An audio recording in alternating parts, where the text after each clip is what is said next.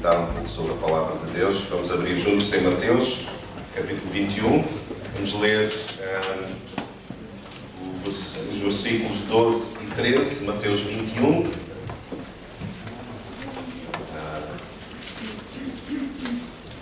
Versículos 12 e 13. Vou esperar todos encontrarmos também. Eles que não trouxeram Bíblia, está aqui o versículo, nós podemos ler juntos. Então diz assim: então Cristo entrou no templo e expulsou todos, o que por si já é um pouco... Eu tenho a tendência, e por isso é que eu aprendi cedo a desenvolver um gosto pela leitura, porque uma das coisas que o meu pai me ensinou foi quando tu estiveres a ler, seja o que for, tenta visualizar. Então, parece que a leitura torna-se muito mais agradável, muito mais rica, quando o que nós estamos a ler, nós tentamos visualizar. E eu não sei quanto aos irmãos, mas quando eu imagino Cristo, eu não me imagino a expulsar pessoas, seja do que for. Eu não consigo imaginar, eu não tenho aquela ideia que nos foi vendida, assim, uma ideia meio medieval, de um Jesus com uma auréola e que anda, que eu nunca percebi, anda sempre assim, parece que está sempre a fazer, são 2 cafés, eu não sei se... Mas assim, quase que um Jesus que levita, quase umas vestes brancas, eu não tenho essa ideia. Mas eu também não consigo bem visualizar Cristo a ter um ato quase de violência. Porque para expulsar alguém não é assim, olha, desculpe, vizinho, não se importa de ir embora do templo, não seria assim, ou seja, as pessoas iriam se recusar, etc. Mas a palavra diz que foi isso que aconteceu, que ele expulsou não apenas alguns, mas a palavra diz que ele expulsou todos. E nós começamos a entender que há uma seriedade, há uma reverência naquilo que diz respeito a Deus. Nas coisas que dizem respeito a Deus, nas coisas que dizem respeito ao templo, não só que somos nós, mas este templo, esta igreja, porque nós dizemos às vezes o seguinte, e não está errado, mas deixem-me dar-vos uma outra perspectiva, que isto não é a igreja somos nós. Está certo, mas a igreja também é este local também. Por isso é que, depois eu vou ler para vós a Escritura, é que diz a certa altura que há uma maneira de nós nos comportarmos na casa de Deus, que é a igreja. Há uma maneira de nós estarmos aqui juntos. Eu, por exemplo, há bocadinho, eu estava no meio do louvor e eu estava a ouvir, eu depois falei com o pastor Luís, eu não sabia se era do meu ouvido, porque eu distraio-me com muita facilidade, então é um defeito meu. Então eu estou a ver a igreja, tudo a acontecer, e eu estava a ouvir um relato de um jogo de futebol no louvor. Eu estava a pensar, mas eu não estou bem. Mas eu estou a ouvir um relato de futebol. E eu olhava para trás e nada. E estava toda a gente concentrada, todos nós a adorarmos a Deus. E agora vai ficar mal de eu estar constantemente a olhar. Isso deve ser uma coisa minha. E eu olhei para o telemóvel, será que eu tenho uma aplicação aberta? Eu não sei, qualquer coisa aqui estranha. E eu a incomodar. Até que nós, vou dizer assim, nós como igreja, eu e os irmãos que estavam à minha volta, nós descobrimos, isto tudo durante o culto, nós descobrimos que alguém tinha o telemóvel ligado e estava a dar sim um relato de futebol. A pessoa não estava a perceber. Agora imaginem o que é, se eu não tivesse também dito, qualquer coisa aqui que não está bem, eu ia estar agora a pregar e o relato ainda estava a dar, mas nem ia falar nada.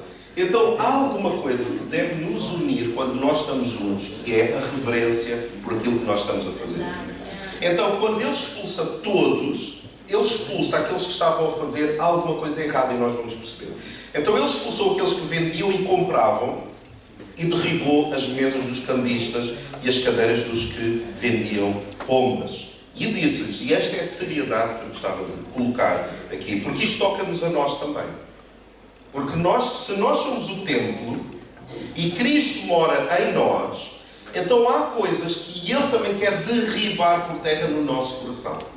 Nós às vezes olhamos para este episódio como se fosse um episódio da reverência, a seriedade com que Cristo leva as coisas de Deus, do seu Pai, os negócios do seu Pai, mas nós esquecemos que Ele, dentro de nós, Ele tem coisas que Ele quer tratar também. E depois Ele disse, e disso-lhe está escrito, a minha casa será chamada casa de oração. O templo é chamado casa de oração. Vós, porém, a fazeis covil de salteadores. Podes pôr aquela imagem, por favor? Yuri. Ok. Quem sabe que tipo de sumo das trevas é este aqui? Quem é que sabe? Faça lá assim. Toda a gente sabe o que eu quero dizer. O que é o quê, pastora? Muito bem. Eu tentei uma vez. Mas é um sumo detox. Que é uma palavra assim bem moderna para dizer o quê? É um sumo que faz o quê? Desintoxica. Mas isso serve para quê, esse sumo? Quem sabe? Não é só para emagrecer, não é mal. É para quê? Para limpar. Quem disse limpar? É para limpar o organismo. Eu tentei uma vez e eu não consegui. Mas nós entendemos que, assim, por um título bem moderno, o que Cristo fez no templo foi um detox. Quando Ele entra lá, Ele vai para limpar o que está de errado lá dentro. E hoje a proposta do texto e aquilo que eu vou partilhar com os irmãos é também uma proposta que Deus quer fazer um detox na nossa alma também. Porque nós temos coisas que nós precisamos que sejam o quê? Limpas. Então eu gostava de vos convidar a ficarmos de pé juntos. E eu gostava, ouçam, tenham cuidado com isto, está bem? Mas eu gostava que tu pudesses escolher 3 vítimas que tu olhes e que tu pensas assim, claramente esta pessoa precisa de um detox. Não. Eu gostava que tu pudesses escolher 3 pessoas que desses um abraço e tu digas assim, faz um detox na alma. Vamos fazer isso? Sair do nosso lugar, dar um abraço a alguém e dizer, faz um detox na alma.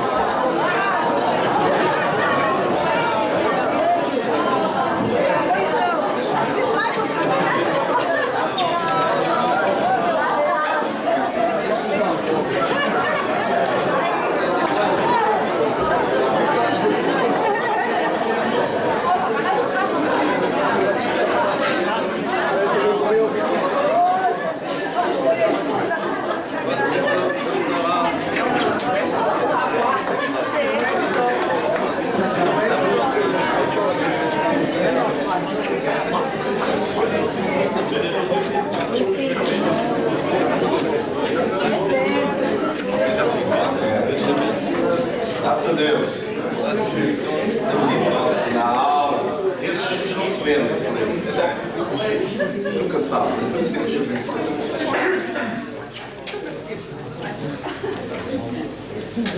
Então, só sobre estes 2 versículos, deixem-me só elaborar, depois nós vamos tomar os nossos lugares, e os irmãos vão tomar os nossos lugares. Quando ele entra no templo e ele expulsa todos, e vamos entender que todos, um homem, não consegue expulsar toda a gente que está dentro do templo, os cambistas, é muita gente. Então isto é um milagre. O facto de que ele conseguiu expulsar todas as pessoas que estavam a fazer negócio naquele lugar, isso é em si um milagre. E outra coisa que eu gostava de apontar nestes 2 versículos é o seguinte: quando ele expulsa todas as pessoas, o resto do texto diz que ele pega nas mesas, eu não vou exemplificar, obviamente, mas ele pega nas mesas e ele vira as mesas. Vocês conseguem imaginar o caos que foi? Ele começa a virar as mesas e começa a expulsar toda a gente, a dizer, não pode estar aqui, tu vai embora. Aquilo deve ter sido um caos. Mas uma das coisas que Deus me trouxe ao coração também é isto. É que maturidade é vermos Deus ser desonrado e sentirmos a mesma dor. Nós sentimos a mesma dor quando nós percebemos que as coisas de Deus não estão a ser bem tratadas. E sabe o que é que nos deve mexer mais connosco? É quando nós vemos a maior criação de todas.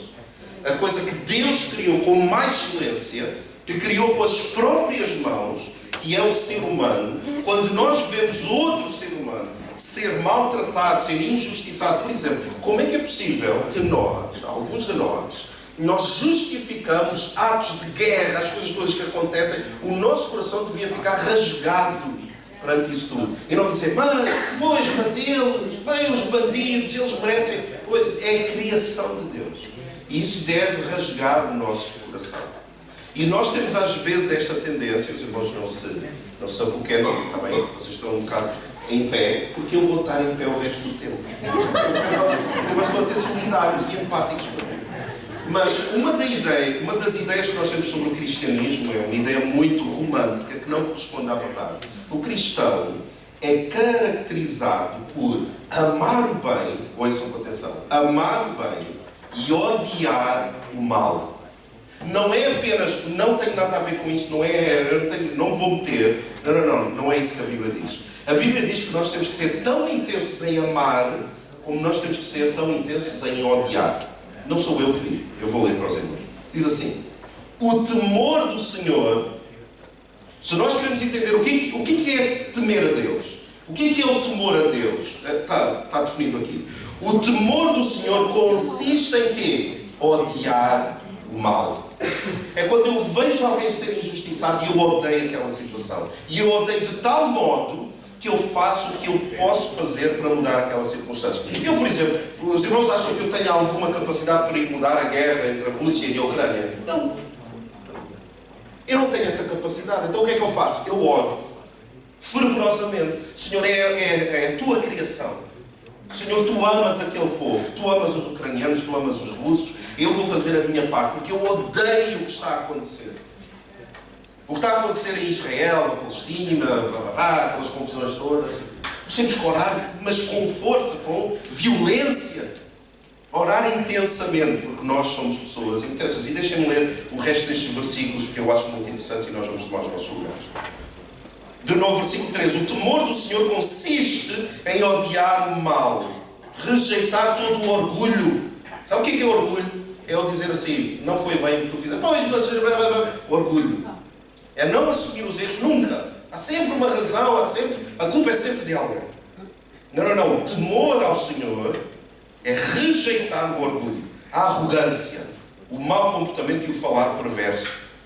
Meu, diz Deus, é um conselho sábio, a mim pertencem o entendimento e o poder. Por meu intermédio os reis governam, por isso é que nós oramos. Porque alguém que governa, Deus pode mudar as coisas.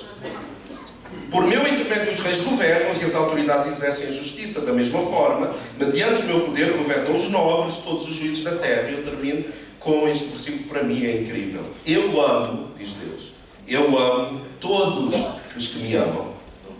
E quem me busca, sempre me encontra. Que versículo tremendo. Deus aos nossos lugares.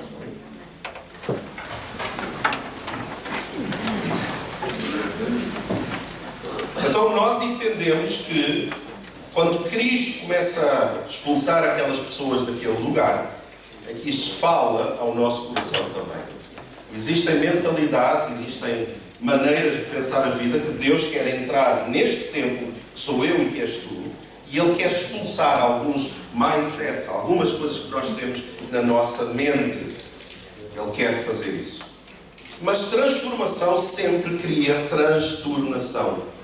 Sempre que Deus nos chama a atenção de um erro nosso, isso transtorna-nos. Nós não gostamos de ser chamados a atenção. Nós não gostamos do constrangimento que Deus traz através da vida, das circunstâncias dos outros, da nossa própria consciência, e isso transtorna-nos. Por isso é que, quando alguém falar mal de ti, ouça isto com atenção. E quando alguém andar à procura de qualquer coisa, ame essa pessoa ainda com mais intensidade. Quando alguém fizer mal, ou te desejar mal, ame essa pessoa ainda com mais força. Porque nós não podemos o quê? Ser vencidos pelo mal, mas devemos vencer o mal ou o bem. Mas a transformação sempre cria transtornação. E nós somos pessoas que constantemente mudam. Nós mudamos muito, as pessoas mudam muito. Só quem está transtornado é que muda. Quem está confortável jamais mudará. As pessoas mudam, e eu escrevi assim, eu gosto de pessoas, eu não sei se eu gosto de pessoas que mudam tanto, que quando se vão encontrar com alguém, precisam apresentar-se de novo. A pessoa já mudou tanto na vida dela, é uma pessoa muito melhor, mais sensível, mais espiritual, que quando ela vai se apresentar, dizer, olha, tu conheceste a velha versão de quem eu era, mas deixa-me apresentar de quem eu sou. Eu sou o Nuno Ornelas, alguém salvo pelo sangue do Cordeiro. Eu sou uma nova criatura. Eis que tudo se fez novo. E é essas pessoas que Cristo limpa o seu interior. Os religiosos limpam sepulcros, túmulos. Cristo limpa templos. Porque os mortos não precisam de uma mudança comportamental. Os mortos não precisam de uma nova decoração. Os religiosos o que fazem é que fazem uma maquilhagem em cadáveres. Cristo não faz isso. O que Cristo quer fazer é ressuscitar os mortos. Os mortos precisam de ser ressurretos. Agora, nós entendemos que a partir da ascensão de Cristo, a noção do tempo, quando Cristo ele ressuscita e ele ascende aos céus, a ideia do tempo físico muda. Então o templo deixa de ser um lugar físico, ou deixa de ter essa importância geográfica física. Nós tornamos-nos o templo. Por isso é que note que no Antigo Testamento, quando Deus falava com os homens, ele dizia assim: eis que eu estou contigo, Josué. Eu estou contigo. Mas no Novo Testamento ele não diz eu estou contigo, ele diz eu estou em ti. E esta é a diferença entre Antigo Testamento e Novo Testamento. Antigo Testamento, o templo era físico. Novo Testamento, nós somos o templo. O templo, ele visita as pessoas. O Espírito Santo visitava pessoas, apoderava-se de pessoas. No Novo Testamento, nós somos a morada do Espírito Santo. Então, o que é que nós aprendemos, sendo nós agora o templo, o que é que nós aprendemos sobre este episódio? De que Cristo expulsa os negociantes, etc, etc. Número 1. Em nós, através deste episódio, nós entendemos que Cristo revela os negociantes. Alguns faziam da religião negócio. Os que vinham de longe, porque a cultura, a tradição, os rituais eram feitos de que as pessoas, quando iam até Jerusalém, uma vez por mês, uma vez por ano, outras iam mais vezes, mas vamos assumir assim, uma vez por ano, quando eles iam lá, eles tinham que fazer sacrifícios. Então eles tinham que levar animais para sacrificar ao Deus de Israel. Então havia pessoas que pensavam assim: bem, há pessoas que vêm de muito longe, então elas não têm a capacidade de trazer animais. Então nós vamos chegar aqui e nós vamos estar a vender os animais. Então aquilo tornou-se um negócio. E até o dinheiro era dinheiro específico, ou seja, havia dinheiro do templo. As pessoas, quando chegavam lá, porque é isso que diz os cambistas, quando as pessoas chegavam lá, tinham que trocar o dinheiro que eles tinham por dinheiro do templo. Então tudo aquilo no templo se tornou negócio. E os que vinham de longe eram cobrados a preços exorbitantes. Não era apenas negócio, era um negócio desonesto. Nós não fazemos necessariamente negócio. Nós, este templo, eu não faço necessariamente negócio, mas alguns de nós temos uma mentalidade de troca com Deus. Nós temos uma mentalidade de que se eu vier, Deus resolve. E se não resolver aqui, eu vou a outro lugar qualquer. E essa é a exposição que Deus faz sobre o coração de negócio que alguns de nós temos. Porque alguns de nós só somos fiéis porque nós precisamos que Deus faça alguma coisa. Nós só somos fiéis até Deus fizer alguma coisa. Nós somos comprometidos porque nós precisamos que Deus nos responda. E isso é uma mentalidade de negócio. É uma mentalidade de barganha com Deus. Ou seja, se eu me esforçar muito, Ele vai fazer. Se eu orar muito, Ele vai trazer isto à minha vida. Se eu fizer de determinada maneira, não é isso que nos deve levar à presença de Deus. A presença de Deus é tão preciosa que a nossa oração deve ser esta: eu vou permanecer fiel, quer tu faças, quer tu não faças. Quer tu resolvas, quer tu não resolvas. Ouça, quer tu respondas, quer tu não respondas. Porque há pessoas que ficam tão obcecadas com as respostas, pois é tudo um misticismo.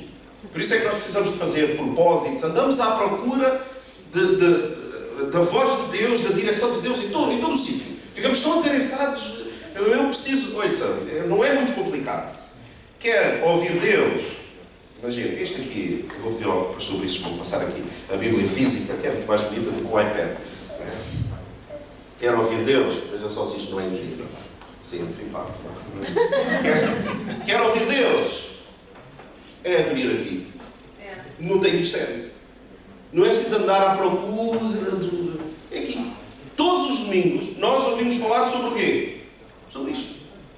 Todos os domingos nós oramos baseado no quê? Nisto. As músicas que nós cantamos, porque nós não andamos a cantar heresias. Quando nós cantamos é baseado no quê? Nisto. Quer ouvir Deus? Abra a sua quê? A palavra, a sua Bíblia. Mas eu gostava de ouvir de forma audível. Então, leia em voz alta. Tem mistério. Tem mistério. Está tudo aqui. Pronto. Mas não, alguns fazem da religião, dia destes encontros, negócio. Número 2. Eu só tenho 4 pontos. Número 2. Primeiro, ele revela a mentalidade de negócio que nós também temos com Deus. Número 2. Jesus revela os desleixados. Porque não apenas ali havia venda de animais, como as pessoas sabiam o seguinte: eu, como vou de longe, eu demoro 3 dias a chegar lá. Eu vou chegar lá e eu vou comprar qualquer coisa. Eu compro umas pombas para sacrificar. Eu chego lá, está tudo preparado. E é só chegar lá, olha, eu até tenho dinheiro, pimba. Eu chego lá, compro, sacrifico e está feito. Isso é desleixo. Porque o que era suposto, isso com atenção, o que era suposto, era eles criarem um animal, nomeadamente um cordeiro, sem mancha, sem defeito. Só que criar um animal dá o quê? Dá trabalho. Temos que dar ração, temos que cuidar dele, temos que vacinar, temos que fazer essas coisas todas. E havia pessoas que não estavam para isso. As pessoas pensavam o quê? Eu chego lá, se eu tenho dinheiro, eu pago um animal qualquer, pode ser um animal com defeito, não interessa, eu chego lá e pago. E o que Cristo aqui também traz expor é os desleixados. Em vez de eles apresentarem fruto do seu esforço, eles já nem pensavam a coisa. Eles chegavam e pagavam o pacote, como alguns de nós achamos. Nós achamos que nós chegamos e pagamos o pacote da fé inteira. Que é, qualquer coisa vale. Eu chego ali, eu canto umas coisas, eu até me dou ao luxo. Pois isto vai ser sempre uma coisa que eu vou estar sempre a partir pedra. Sempre. Que é a nossa postura perante Deus. Porque uma das coisas que eu descobri cedo é o seguinte: enquanto os coaches, é uma coisa que está muito na moda, não sei se está tanto, mas os coaches ensinam as pessoas em como viver uma vida boa, tirar propósito da vida, ser o teu melhor eu, descobrir o teu potencial. O pastor não é necessariamente chamado para ensinar as pessoas a viver o seu melhor potencial. Os pastores, ouçam atenção ao que eu vou dizer, os pastores são chamados para ensinar as pessoas a morrerem bem.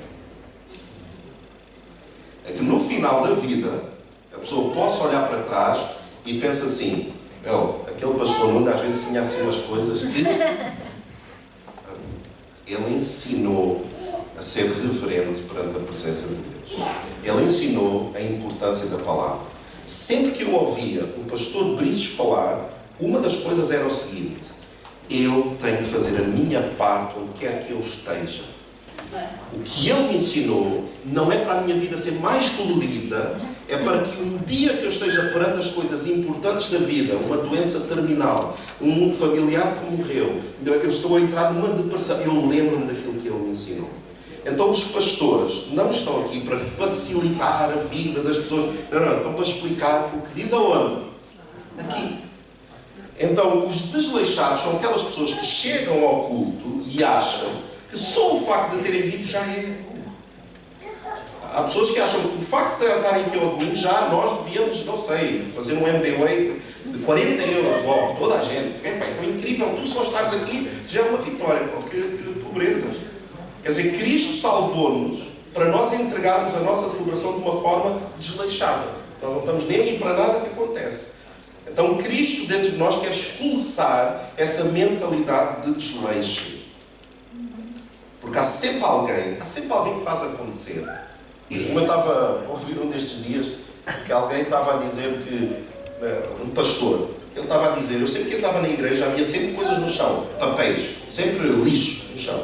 E ele apanhava, sempre apanhava, e punha no lixo. E ele estava-me a perguntar, mas é o que? Eu ensino o povo do púlpito a ser um bocadinho mais pronto. E eu disse, eu acho que o problema problema é que tu estás sempre a apanhar. Pois é. Porque enquanto tu estás sempre a apanhar, alguém pensa assim, alguém há de apanhar isto aqui. Porque sempre alguém apanha. Agora, se nós tivermos uma mentalidade de excelência, se eu vejo alguma coisa que está no chão, o que é que eu faço? Eu espero alguém vir apanhar? Apanho eu. E é esse espírito de excelência que nós devemos cultivar cada vez mais na nossa vida, não sermos desleixados. Número 3, rapidamente. Jesus revela os religiosos. Para quando ele expulsa as pessoas todas dali, o que acontece é o seguinte, versículo 14, parece que é assim uma coisa muito antagónica, mas ele expulsa toda a gente, os cambistas, que eles estavam a fazer negócios, e depois no versículo 14 parece que diz uma coisa que não tem nada a ver. E chegaram-se a ele no templo, cegos e coxos. E ele os curou. E este é o Cristo que eu amo. Ele é capaz de ter uma atitude de expulsar, uma atitude quase violenta, mas logo de seguida ele cuida daquelas pessoas. Chega perto dele os doentes e ele os cura. E aqui revela a religião. Que alguns de nós sofremos com esse mal, com essa doença. Vendo, porém, os principais sacerdotes e os escribas as maravilhas que ele fizera, ou seja, eles viram as curas, eles viram o que estava a acontecer, mas para eles o que é que era mais importante? O que é que os realmente chamou a atenção? Foram os milagres? Foram a coisa maravilhosa que está a acontecer? Não. Diz assim, os principais sacerdotes e escribas as maravilhas que ele fizeram e os meninos que clamavam no templo Hosana, filho de Davi, e eles indignaram-se. Mas como assim? Coisas maravilhosas a acontecer. E a pessoa vai embirrar. Como? Os meninos estarem a chamar, a dizer Hosana ao filho de Davi. Porquê? Religião. A religião apodrece o nosso coração. A religião é alguém que entra aqui e vê, uau, luzes, uma coisa bonita, tem o ecrã, uau, tem uma mulher a louvar a Deus, tem uma mão, sei lá, que simboliza a nossa devoção a Deus, uma semente. Ou seja, a pessoa pode, lindo, um púlpito de madeira, um espetáculo, coisa e tal, mas tem aqui isto aqui. Não gostei daquela igreja. Porquê? Porque tinha ali um sítio que podia ter uma porta. É claro que nós aqui na nossa igreja isso não acontece. Pessoas que embirram com uma coisa, invalidam tudo o resto, mas embirram com uma coisa. Embirram porque o pastor devia estar de gravata. Por acaso aqui o nosso pastor disse já do exemplo, ele veste-se tão bem, não precisa disso. Mas o espírito religioso é anular o 90% do que acontece para focar naqueles 10% que a pessoa não acha muita piada. Deus precisa expulsar o espírito religioso que existe neste tempo. E eu não estou a falar apenas para os irmãos, estou a falar de mim, que eu sou muito assim também. E por último, ou seja, eu chamei aos religiosos sofisticados da fé. Tudo se torna abstrato, igreja, tudo é abstrato, Deus, amar os outros, tudo é muito abstrato e sujeito a crítica. E por último, Jesus revela um convite, e eu termino. Qual é o convite? Quando ele diz, a minha casa será chamada casa de oração, não é apenas um pensamento, não é um ato falho, não é? Ele está a fazer um convite. O que ele está a dizer é: vocês estão a maltratar, vocês estão a enganar, vocês estão a desvirtuar aquilo que devia ser uma casa de oração para todos. Para todos. Não apenas aqueles que compreendem tudo na fé, para todos. Por isso é que isto é um versículo que ele está a fazer uma citação de Isaías 56:7, que diz assim: porque a minha casa será chamada casa de oração para todos os povos. Não apenas para o povo de Deus, mas para todos os povos. E eu acho que esta linguagem é uma linguagem inclusiva. Dizem que está online. Se tirarem só esta parte, vão dizer: o pastor Nuno é um pastor inclusivo. Para aqueles que sabem o que é que isso quer dizer, não é isso que eu estou a dizer. O que eu estou a dizer é que a palavra diz que a casa de oração, a igreja, deve incluir todos, de todas as nações. Mesmo aqueles que estão atrapalhados na vida, a nível financeiro, emocional, relacional, até sexual, não importa. Esta casa tem que ser uma casa que acolhe quem? Todos. Como eles estão, mas desafia-os a melhorarem. Nós acolhemos como a pessoa está e depois nós apresentamos-lhe o quê? A direção de Deus. Você diz assim, olha, o que nós acreditamos é isto aqui. E eu gostava tanto que tu participasses nesta aventura, que é conhecer o que Deus tem para ti a partir desta palavra. Então Deus revela em nós que somos o templo, os negociantes, portanto, paremos com esta mentalidade de troca. Não pode haver. Deus ofende-se com a mentalidade de troca. Se eu fizer, tu tens que fazer. Não, Ele não tem que fazer. Ele não tem que fazer. Deus não tem que fazer absolutamente nada. Tudo o que Ele faz é fruto da sua graça e não há como torturar Deus para Ele fazer alguma coisa a nosso favor. Nós demonstramos o nosso desejo, o nosso amor por Ele. Ele revela os desleixados. Que sejamos sempre uma igreja, não é desleixada, faz o melhor. A começar aonde? Não é apenas quem desenvolve tarefas, é começar no seu lugar. Todos nós somos uma equipa. Ele revela os religiosos, aqueles que abdicam e ignoram os 90% e focam os 10% que a pessoa não achou muita piada. Mas Ele revela um convite, que nós sejamos cada vez mais inclusivos nos outros, nas pessoas que estão a precisar de uma palavra de Deus. Gostava que nós pudéssemos ficar em pé juntos, vamos orar. Esta também é casa de oração. Portanto, Jesus não disse a minha casa será chamada casa de louvor e adoração. Ele não disse isso. Ainda que haja louvor e adoração, e tem a sua importância. Ele nem sequer disse a minha casa será chamada a casa da explicação e da pregação da palavra. Não, ele não disse isso. Não disse que é a casa da comunhão, não disse que é a casa... Ele disse, este é o poder daquilo que nós fazemos. Ele disse que a minha casa será chamada casa de oração. Então, nesta casa, o que é que nós fazemos? Nós fazemos muita coisa gira, etc. Mas nós temos que orar também. Isso é que é tão bom, nós oramos uns pelos outros. Nós concordam? Nós oramos, não é tão bom. Alguém sair do seu lugar, são só os abraços que nós damos. São um antegosto, são uma entrada, são um aperitivo, para depois nós termos a mesma coragem, alguns que não têm coragem de sair do seu lugar, e não há problema.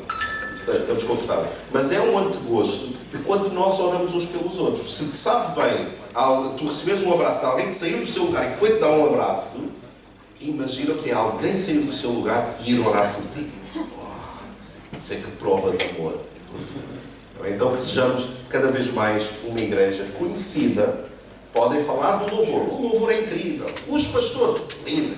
Aquele pastor Brice, ele é eu estava a falar com uns amigos meus pastores, eu estava a dizer, não, eu estou numa igreja onde o pastor principal, o académico, aquilo é um espetáculo. E eu promovi tanto, e eles disseram, eu não sei como é que ele ainda não foi arrebatado. E eles disseram, nós não deixamos. Nós acreditamos nele e não deixamos. Mas podem falar muito. Aquela igreja tem uma estrutura linda, tem um louvor não sei o quê, tem os pastores não sei o quê, e o pastor por isso, e a pastora Suzana. Pode falar essas coisas todas. O melhor é dizer, lá ora-se de forma fervorosa e sincera. Quando eles oram, é porque eles acreditam que Deus vai fazer alguma coisa. Está bem? Vamos então orar juntos? Fechar os nossos olhos e inclinar a nossa cabeça. Senhor, obrigado pela tua presença neste lugar.